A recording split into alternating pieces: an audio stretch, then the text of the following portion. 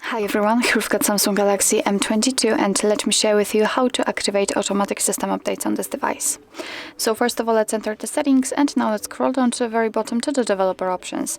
If you cannot find them, no worries, just check our tutorial of how to enable them and come back to this video. So let's enter the developer options, and here all we have to do is simply find the option which is called automatic system updates, and just tap on this switcher right here, and from now on, since it is activated, your device will apply updates when it will be restarted.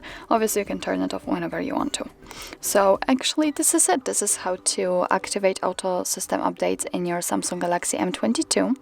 Thank you so much for watching. I hope that this video was helpful, and if it was, please hit the subscribe button and leave the thumbs up.